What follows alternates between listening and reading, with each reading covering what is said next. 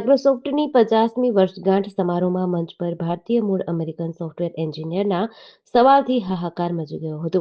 તેણે વિશ્વની ટોચની ટેક કંપનીના 3 દિગ્ગજો સત્ય નડેલા, સ્ટીવ બાલ્મર અને બિલ ગેટ્સની ગાઝામાં થયેલા નરસંહારમાં ટેકનિકલ સહાય આપવાનો મુદ્દો ઉઠાવતા સૌ કોઈ ચોંકી ગયા હતા.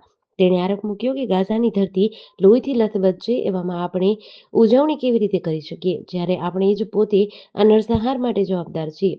માઇક્રોસોફ્ટના હેડક્વાર્ટરમાં ઉત્સાહનો માહોલ ગમગીન બની ગયો હતો, જ્યારે સોફ્ટવેર એન્જિનિયર વાન્યા અગ્રવાલે મંચ પર બેઠેલા સીઈઓ સત્ય નડેલા, પૂર્વ સીઈઓ સ્ટીવ બોલમર અને co-founder બિલ ગેટ્સ પર ગાઝામાં થઈ રહેલા નરસંહાર માટે માઇક્રોસોફ્ટની ટેકનોલોજીને જવાબદાર ઠેરવતા આકરો વિરોધ કર્યો હતો. વાન્યાની દલીલ બાદ તેને સમારોહમાંથી બહાર લઈ જવામાં આવી હતી. જો કે સમારોહમાં હાજર તમામ લોકોએ આ વાત સાંભળી સ્તબ્ધ થઈ ગયા હતા. આજે એટલે કે સોમવારે 7 એપ્રિલના રોજ શેર બજારમાં વર્ષનો બીજો મોટો ઘટાડો જોવા મળ્યો છે. સેન્સેક્સ 3200 પોઈન્ટ ઘટીને 72,150ની આસપાસ ટ્રેડ થઈ રહ્યો છે. નિફ્ટી 1000 પોઈન્ટ ઘટ્યો છે, તે 22,000ની નીચે ટ્રેડ થઈ રહ્યો છે.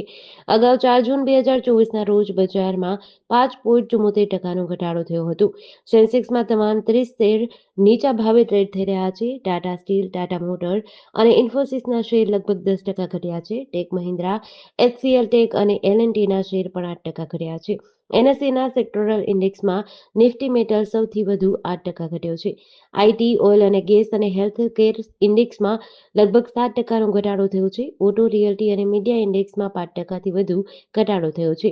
2 એપ્રિલથી ક્રૂડ ઓઇલના ભાવમાં 12.11%નો ઘટાડો થયો છે. આજે બ્રેન્ટ ક્રૂડ 4% ઘટીને $64ની નીચે આવી ગયું છે. આ છેલ્લા 4 વર્ષમાં સૌથી નીચું સ્તર છે. શેર બજારમાં વેચવાલીથી રોકાણકારોની સંપત્તિમાં લગભગ 20 લાખ કરોડ રૂપિયાનો ઘટાડો થયો છે. અમરેલી જિલ્લામાં ગુંડા તત્વો સામે પોલીસે કડક કાર્યવાહી કરી છે. રાજ્ય સરકારના ગૃહ વિભાગની સૂચના મુજબ અમરેલી એસપી સંજય ખરાતે 113 ગુંડા તત્વોની યાદી તૈયાર કરી છે. ધારીના સરદારનગર પાછળ ખોડિયાર ડેમ નજીક રામભાઈ લક્ષ્મણભાઈ મેર અને કાનાભાઈ લક્ષ્મણભાઈ મેર નામના 2 શખ્સોએ સિંચાઈ વિભાગની જમીન પર ગેરકાયદેસર બાંધકામ કર્યું હતું. આજે વહીવટીતંત્ર, સિંચાઈ વિભાગ અને પોલીસની સંયુક્ત ટીમે બુલડોઝર ફેરવીને આ દબાણ દૂર કર્યું છે. આ બંને શખ્સો સામે મારામારી અને પ્રોહિબિશન એક્ટ સહિત કુલ 8 ગુનાઓ નોંધાયા છે. ધારી એએસપી જયવીર ગઢવીના જણાવ્યા અનુસાર રાજ્ય સરકારની સૂચના અનુસાર ગુંડા તત્વો સામે કડક કાર્યવાહી કરવામાં આવી રહી છે. વેરાવળમાં ગીર સોમનાથ કલેક્ટર નિવાસસ્થાન નજીક એક ચોંકાવનારી ઘટના બની છે. કોડીનારના ગોહિલખાણ ગામના મનુભાઈ રામભાઈ પરમાર નામના યુવકે આત્મવિલોપનનો પ્રયાસ કર્યો હતો. જોકે પોલીસની સતર્કતાને કારણે આ પ્રયાસ નિષ્ફળ રહ્યો હતો. યુવકે આ પગલું ભરવા પાછળનું કારણ ગામના પૂર્વ સરપંચ સામેના ભ્રષ્ટાચારના આરોપો છે. મનુભાઈએ પૂર્વ સરપંચ ભીખાકાળા ગોહિલ અને તેમના પત્ની હંસાબેન વિરુદ્ધ 15 વર્ષના કાર્યકાળ દરમિયાન થયેલા કથિત ભ્રષ્ટાચાર અંગે કલેક્ટરને ફરિયાદ કરી હતી. આરોપ મુજબ પૂર્વ સરપંચે નિયમ વિરુદ્ધ 3 માળથી વધુ બાંધકામની પરવાનગી આપવા લાખો રૂપિયાની લાંચ લીધી હતી. મનુભાઈએ આ અંગેની તપાસની માંગ કરી હતી, પરંતુ કોઈ કાર્યવાહી ન થતાં તેમણે સોશિયલ મીડિયા પર આત્મવિલોપનની ચીમકી ઉચ્ચારી હતી. બોટાદ શહેરમાં એસઓજી પોલીસે મોટી સફળતા મેળવી છે. તાજપર સર્કલ પાસે આવેલી પંચપીરની દરગાહની બાજુમાં સૂકા ગાંજાનો જથ્થો પકડ્યો છે.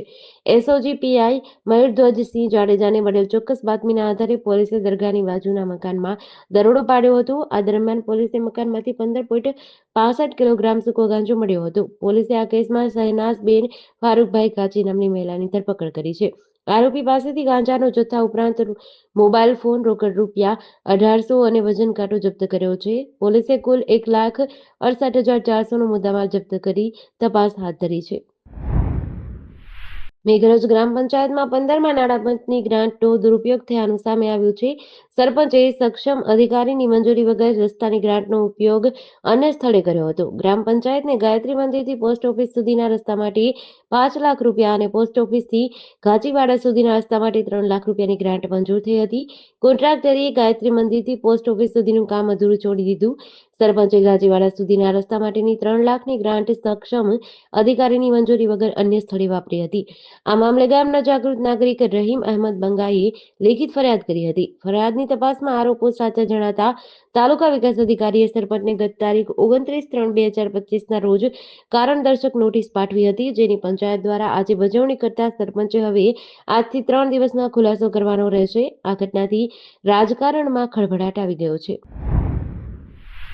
છોટાઉદેપુરના રૂનવાડ પાસે આજે સવારે ગંભીર અકસ્માત થયો હતો.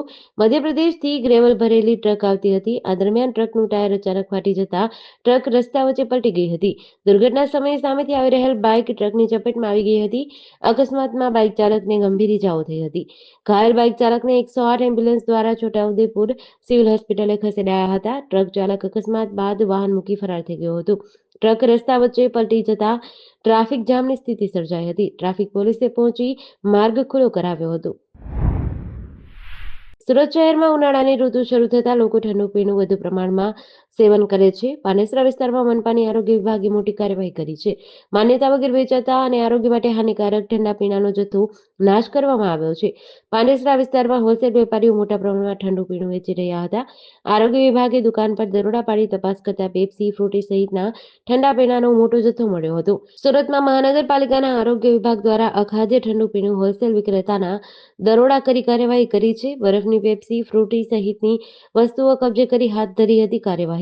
બરફની પેપ્સી, ફ્રૂટી સહિતની વસ્તુઓ કબજે કરી કાર્યવાહી હાથ ધરી હતી. પાંડેસરામાં મોટી માત્રામાં દુકાનદારો કોઈપણ પ્રકારની માન્યતા વગર ઠંડુ પીણું વેચતા હતા. મનપાએ દરોડા પાડી અખાદ્ય 80 કિલો ફૂડ, 1000થી વધુ પેપ્સી, 7 લીટર ફ્રૂટી સહિતના જથ્થાનો નાશ કર્યો હતો. વલસાડ જિલ્લાના ઉમરગામમાં સંજાણ રેલવે બ્રિજ પાસે રેલવે અંડરપાસના નિર્માણ દરમિયાન દુર્ઘટના સામે આવી છે. ગત તારીખ 6 એપ્રિલ 2025ના રોજ સવારે 13 શ્રમિકો રેલવે અંડરપાસમાં માટી કાઢવાનું કામ કરતા હતા. તે દરમિયાન બનેલી એક ઘટનામાં 2 શ્રમિકો માટી ઘસી પડવાથી દટાઈ ગયા હતા. ઘટના સમયે રેલવે ટ્રેકના થાંભલા નંબર 147/5 થી 147/7 વચ્ચે અંડરપાસનું બાંધકામ ચાલુ હતું. અન્નપૂર્ણા પીઈટી પ્રાઇવેટ લિમિટેડના પાછળના ભાગે હુમરણ ખાતે કુલ 13 શ્રમિકો માટી ખોદકામનું કામ કરતા હતા. આ દરમિયાન વાપીથી મુંબઈ તરફ જતી ટ્રેન પસાર થઈ, જેના કંપનથી માટી ઉપર ધસી પડી હતી. માટી ઘસી પડવાથી સંજયભાઈ સુરેશભાઈ રાવત અને સચિન બારકિયા જુનર નામના 2 શ્રમિકો દટાઈ ગયા હતા. સ્થાનિક લોકો અને અન્ય શ્રમિકોએ બચાવ કામગીરી શરૂ કરી 108 એમ્બ્યુલન્સને જાણ કરી બંને શ્રમિકોને નજીકની હોસ્પિટલે ખસેડાયા હતા, જ્યાં સંજયભાઈ રાવતેને મૃત જાહેર કરાયા હતા. બોટાદમાં ભાવનગર રોડ પર એક ચોંકાવનારી ઘટના બની છે. પત્નીના રીસામણાના મામલે સાસરિયા પક્ષના લોકોએ પતિ અને તેના ભત્રીજા પર જાહેરમાં હુમલો કર્યો.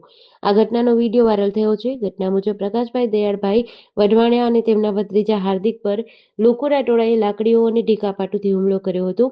વાયરલ વિડીયોમાં સ્પષ્ટ દેખાય છે કે મહિલાઓ સહિતના લોકોનું ટોળું જાહેર રસ્તા પર બંને વ્યક્તિને માર મારે છે. પ્રકાશભાઈએ બોટાદ પોલીસ સ્ટેશનમાં ફરિયાદ નોંધાવી છે. ફરિયાદમાં જણાવ્યા અનુસાર તેમની પત્ની રીસામણે છે. આ મામલે તેમના સાસરિયા પક્ષના લોકોએ આ હુમલો કર્યો હતો. પોલીસે 4 મહિલાઓ સહિત કુલ 14 વ્યક્તિ વિરુદ્ધ ગુનો નોંધી તપાસ શરૂ કરી છે.